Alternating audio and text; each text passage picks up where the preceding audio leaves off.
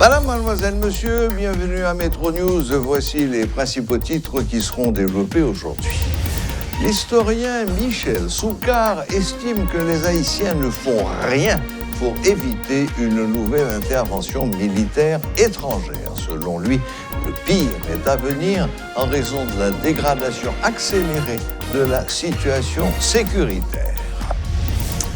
La commission d'évaluation du code pénal et du code de procédure pénale recommande au gouvernement de surseoir à la mise en application de ces textes de loi. Cette entité souhaite l'ouverture de nouvelles consultations. La nouvelle rentrée des classes est fixée au 5 septembre prochain. Toutes les dispositions seront prises pour permettre aux élèves de bénéficier pleinement des 191 jours de classe prévus dans le calendrier scolaire. L'annonce en a été faite par le ministre de l'Éducation, M. Nesmi Maniga.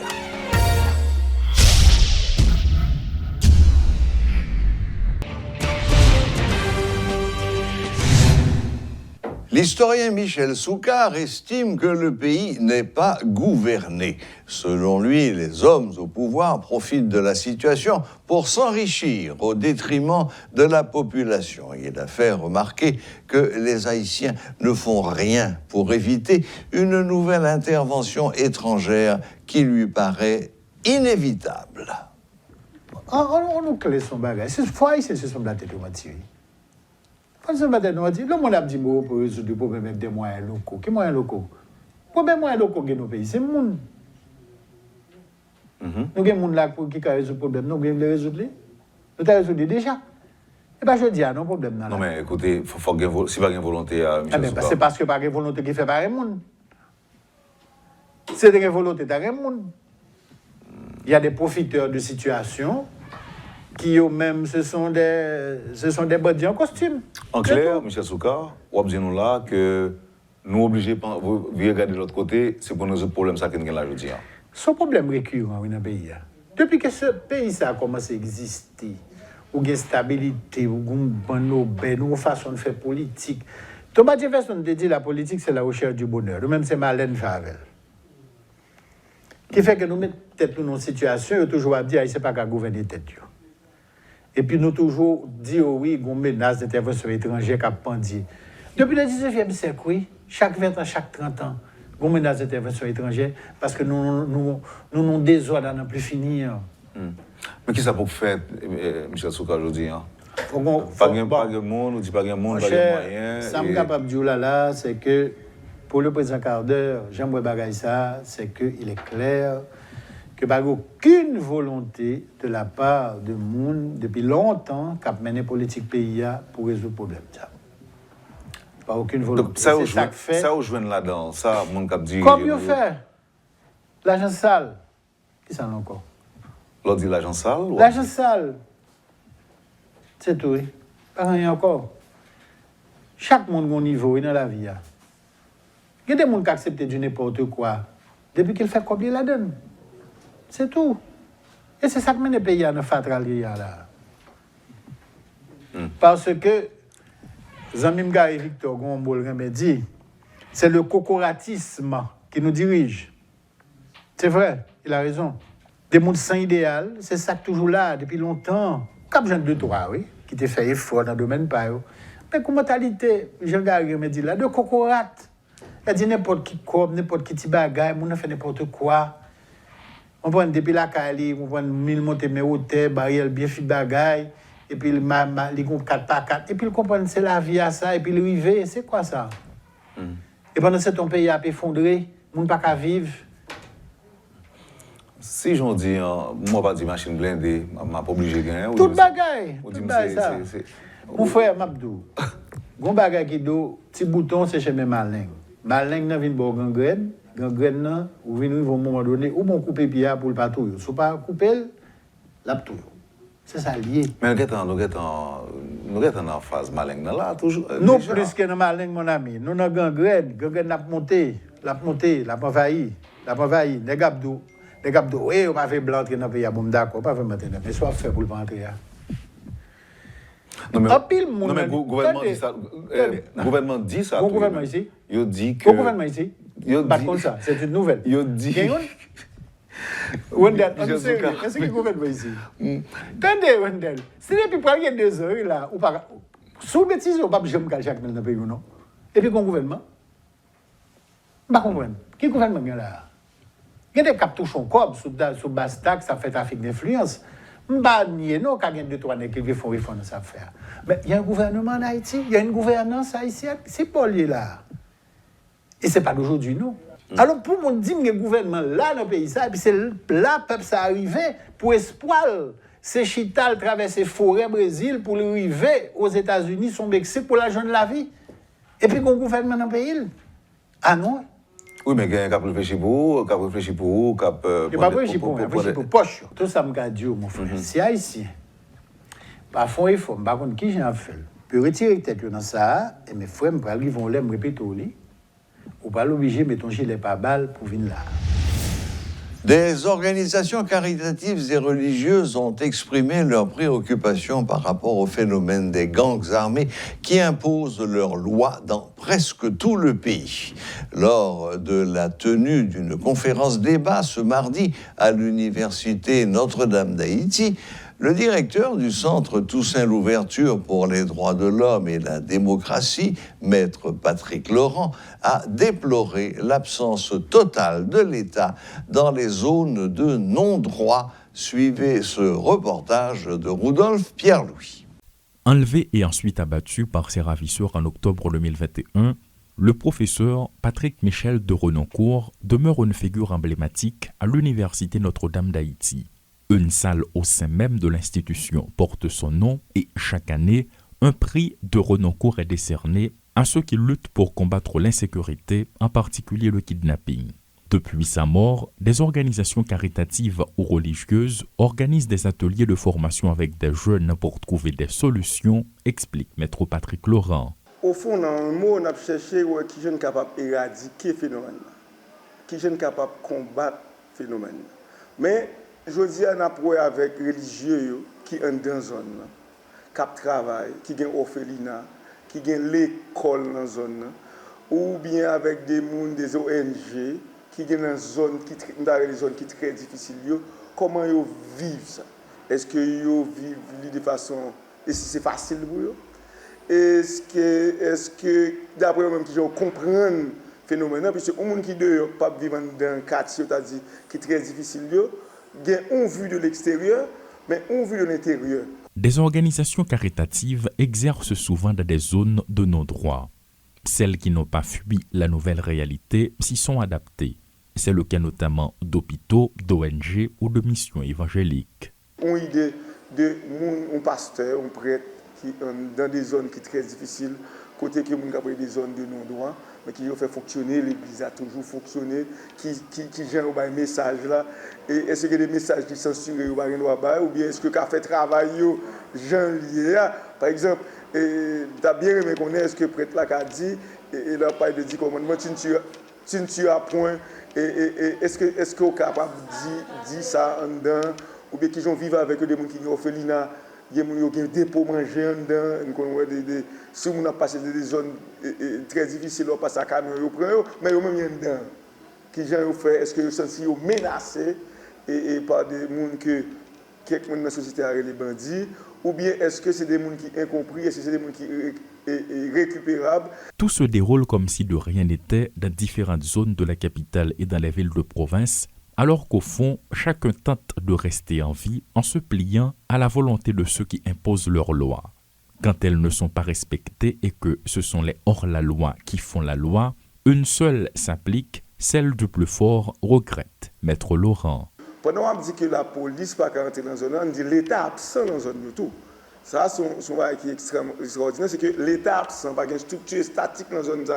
Donc ça veut dire que si on est malade pour aller, c'est l'institution, c'est un adhérent qui baille soins de santé. Donc autrement dit, l'institution, ça a un service en dedans. Alors, le phénomène, nous comprenons comment que M. Sao il a apprécié l'institution et comment l'institution même arrivé à faire travail sans qu'il n'y ait pas complice avec. Un peu partout dans les universités, des formations sont données là où se trouve l'avenir du pays en vue de débattre sur ce fléau national. Des jeunes étudiants sont assassinés, des professeurs kidnappés et tués. Bref, les universités ont leur mot à dire, conclut le directeur du Centre Toussaint Louverture pour les droits de l'homme et la démocratie, Maître Laurent. Pour étudier le phénomène qui s'allie et qui jeune capable de travailler pour améliorer, pour ne pas gagner de l'autre Patrice Michel de Renoncourt qui est victime de séquestration et qui mourut. Des universitaires s'interrogent à travers des ateliers de formation sur les groupes armés dans le pays. Ils sont tous des victimes, l'un comme l'autre, et estiment que cette situation est stressante selon leurs témoignages. Ils demandent aux autorités étatiques d'assumer leurs responsabilités en vue de changer la donne et de favoriser en même temps un climat favorable à l'apprentissage. Paul Léel et Rodolphe Pierre-Louis pour Télémétropole. La commission d'évaluation du code pénal et du code de procédure pénale recommande au gouvernement de surseoir à la mise en application de ces textes de loi. Cette entité souhaite l'ouverture de nouvelles consultations. L'ancien sénateur de l'Ouest et commissaire du gouvernement de Port-au-Prince, Jean-Renel Senatus, exige la correction de plus d'une cinquantaine d'articles du nouveau code pénal haïtien avant son entrée en application. Il s'agit entre autres des articles 275, 277, 301 et 305 relatifs à la majorité sexuelle, la bestialité, l'inceste, a fait remarquer le dirigeant du parti politique L'Ordre démocratique. Jean-Renel Senatus soutient que dans son état actuel, ce document n'est pas applicable et croit que ce texte doit être adapté à la réalité haïtienne avant sa mise en vigueur. Yo vle la gen en gorgette nous le 24 juin k'ap vin là. Yon plantation qui c'est un code pénal. Code pénal qui pral renverser société noire dans 5 à 10 ans, plus mal que j'en lis aujourd'hui. Yon code pénal qui dit ti moun capable entrer dans fait bagay à 15 ans. Médecin ou ap dit que l'on ti moun nan fait bagay dans l'âge 13, 14, 15 ans, li courir risque pour lui faire ça le cancer de la matrice. Médecin yo a dit ça. N'a pas légalisé parce que vagabond ici besoin ti moun pendant qu'il a caché petit pa en France, il a caché petit pa aux États-Unis, il a caché petit pa au Canada, il a protégé petit pa la Caillou, mais on veut finir avec petite population captant là. C'est même moun ça qui dit qui ose, on dit oser parler dans un code pénal de ça les prostitution timoun. Ça veut dire timoun qui la gagne dans vendre corps pour l'argent. Et au compte ça qui grave, malfecté on mette là-dedans même de manière occasionnelle. Ça veut dire sous gen petit tout. On est fait le cadeau 5 gouttes. Avant on est fait le cadeau 5 gouttes il faut coucher, il y aurait ça prostituer de manière occasionnelle. C'est ça monsieur mettez pour nous dans projet de société qui est le code pénal là. Dans le code pénal, ça m'a rappelé, on dit nous, que si moun yo capable d'entrer dans le bois alcool, alors qu'aux États-Unis, en France, au Canada, même le chevaux blanc, ou demandé pour acheter une bouteille d'alcool, il y a demandé il faut pour bailler ID, ou faut bailler carte, ou faut bailler passeport pour acheter un verre d'alcool. Mais nous-mêmes, on dit dans le code ça, si ti moun n'a pas livré, pas provoqué, et le pas livré non consommation abusive et excessive, pas de problème. Dans le même code pénal ça, yo dit si on moun force moun fait sexe, fait bagaille avec bête, y a sanctionné moun qui force moun fait bagaille avec bête là. Mais si vous faites bagaille pour quoi cabrit ou bœuf ou cochon, ça pas problème. Ça pas dans culture nous comme haïtiens. Haïtien pas qu'on marie à cabrit ni à bœuf. Haïtien pas qu'on coucher sous même cabane à cabrit. Ça pas dans culture nous, il pas répondre à mœurs nous. Code pénal ça, son code pénal, c'est les rats qui doit rentrer.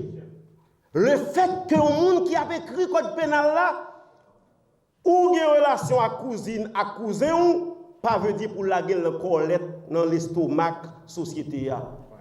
Si vous avez TV ou mené garçon à garçon, fille à fille, c'est affaire pas ou pas qu'à venir mettre comme règle pour dire c'est ça la société a doit suivre. Et c'est ça qu'on bat nous aujourd'hui pour me dire à la société le code pénal que nous entendons pasteur Grégory Toussaint lancer une pétition et il y a 175 000 personnes, maman et papa qui dit non déjà. Les barreaux disent non. Je ne pas attendre les droits de l'homme. Parce que nous devons comprendre ce que fait droit de l'homme. Mais nous-mêmes, je prends sur moi pour me dire à la société, il faut nous camper contre l'obéissance. Il faut nous camper pour nous dire non, nous ne pas valer. Il faut que le code soit corrigé. Il faut que nous retirions fatra qui est le code là pour nous rendre le code là un code haïtien. Célébration ce mercredi de la Journée mondiale de la fonction publique. À cette occasion, une série d'activités ont été organisées au ministère du Tourisme et des Industries Créatrices, MTIC. Des plaques d'honneur ont été décernées aux doyens des employés du ministère pour services fournis pendant de longues années dans la fonction publique. Lors de son discours de circonstance, la ministre du Tourisme et des Industries Créatives, Cassandra François, a salué le courage et le dynamisme de certains de ses employés.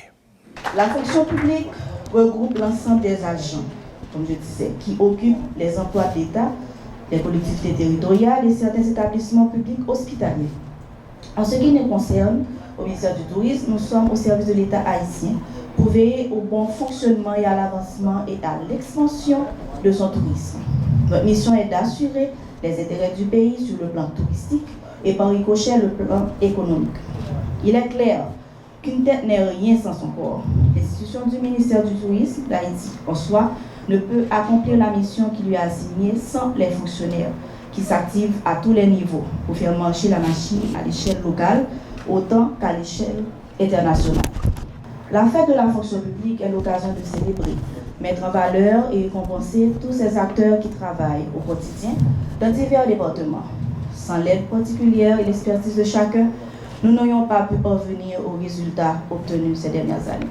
Aujourd'hui, je prends le temps de remercier en mon nom propre et celui du Premier ministre Ariel Henry que je représente, chaque employé qui pendant plus ou moins longtemps a mis son temps, son talent, sa bonne volonté au service du ministère du Tourisme en particulier et du pays de manière plus générale. Votre labeur, en des temps comme ceux que nous vivons, n'est pas passé inaperçu et vos efforts n'ont certainement pas été vains. Sachez que vous êtes grandement appréciés et qu'à quelque niveau que vous opériez dans la grande machine institutionnelle, continuons à œuvrer dans le sens de la croissance, du renouvellement et de l'essor du tourisme haïtien de la face du monde, et au nom d'une Haïti meilleure et de lendemain plus beau. Je vous passe un compliment et ceux du gouvernement de Dr. Ariel Henry, tout en vous souhaitant un succès continu. Bon travail à tous et bonne continuité. Notre invité d'aujourd'hui était supposé être le ministre de l'Éducation nationale, M. Nesmi Maniga. Malheureusement, il a été pris par d'autres obligations et il nous a envoyé son directeur de l'enseignement fondamental, M. Kendi Nicolas. Bonsoir, M. Nicolas. Bienvenue à Metro News. Bonsoir, Clark Serge. C'est un plaisir pour nous d'être à Metro News. Et nous sommes là, c'est un honneur, et nous allons parler des examens officiels de 9e année. Oui, ça, nous avons en effet vu les rues de la capitale envahies d'élèves. Ça faisait longtemps qu'on n'avait pas vu ça. Et on a également su que ces examens, dans l'ensemble, s'étaient très bien passés, sauf dans certains secteurs, du côté de Pernier, Torcelles, où à cause des gangs qui avaient décidé de perturber ces journées d'examen. Un certain nombre d'élèves n'ont pas pu se présenter, n'ont pas pu subir les examens. Quel est le bilan final de ces examens de la 9e année fondamentale? Mais il faut dire que le bilan est très positif parce que on peut même estimer à 97% la fréquentation des examens officiels de 9e année. Parce que là, il faut dire que le ministère a pris toutes les dispositions pour que les 930 centres d'examen fonctionnent. Par exemple, à l'endroit que vous avez mentionné, à Torcelles, à Pernier, on n'a pas eu vraiment des centres parce qu'on avait déjà anticipé que dans cette zone et dans d'autres zones, bien sûr, on pourrait avoir des difficultés. Voilà pourquoi on a positionné les 930 centres dans des zones où il n'y avait pas vraiment de grandes difficultés. Mais toutefois, il y avait des enfants certainement qui n'ont pas pu participer. On a eu des absents. Et il y a aussi des dispositions depuis le 2 juin. Le ministre a pris un circulaire pour créer au sein du ministère le centre permanent d'évaluation.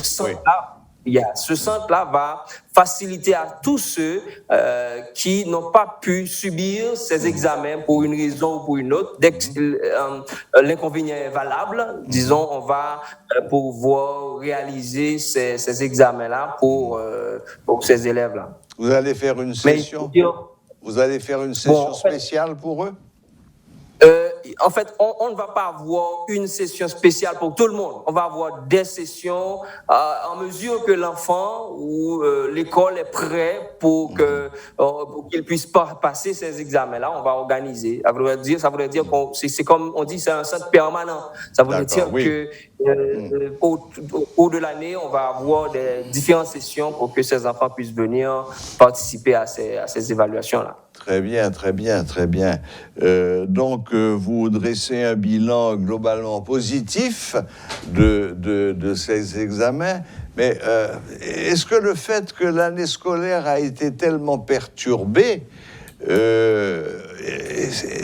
qu'est-ce que vous avez évalué? Ces enfants n'ont pas pu aller à l'école librement, ils ont été empêchés, la peur souvent les a empêchés d'y aller. Et quand ils ont voulu y aller, le danger, souvent, a été présent. Donc, qu'est-ce qu'il y avait comme matière? Est-ce que cet examen est satisfaisant sous l'angle du système éducatif? Oui, cette année, on a pu boucler plus de 7 mois de scolarité. Ça veut dire qu'on a vraiment eu un temps d'apprentissage assez intéressant par rapport à ce qui est prévu. Maintenant, on est conscient que certaines zones, comme à Martissan, comme à Torcelles, également le Grand Sud, a connu des difficultés. Maintenant, le ministère a mis tout un paquet de services pour accompagner ces élèves-là.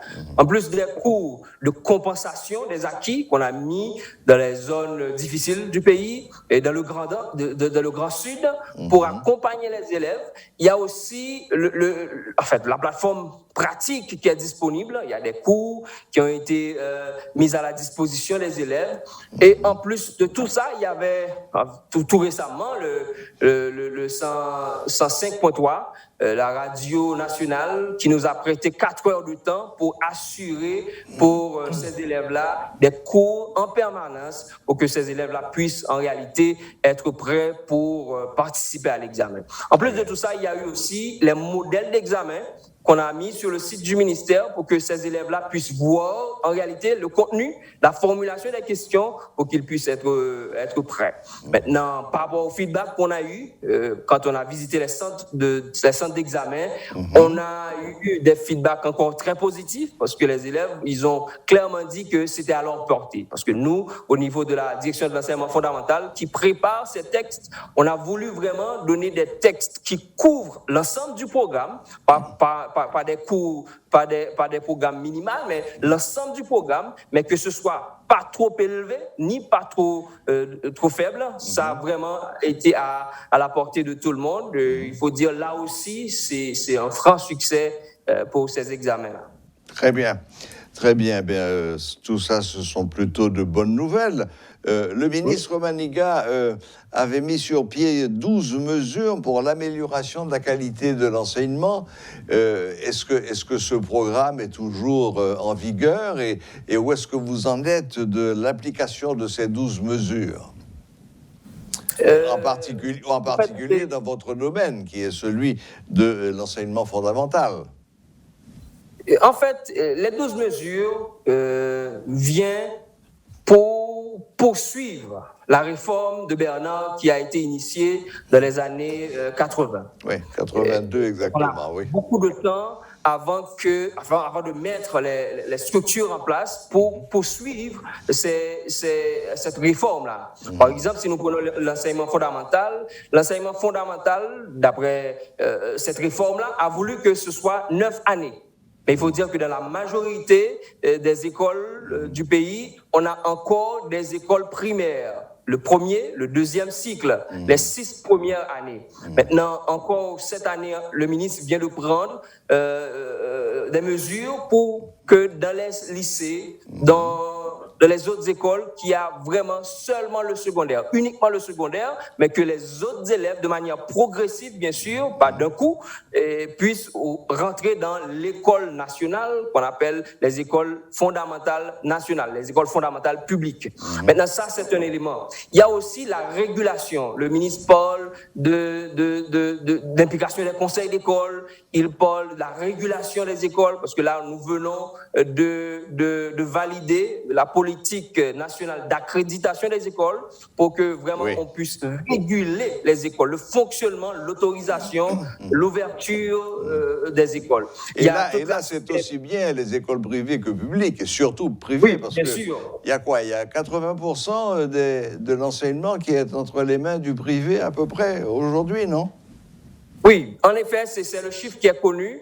80% des écoles sont entre les mains du secteur privé.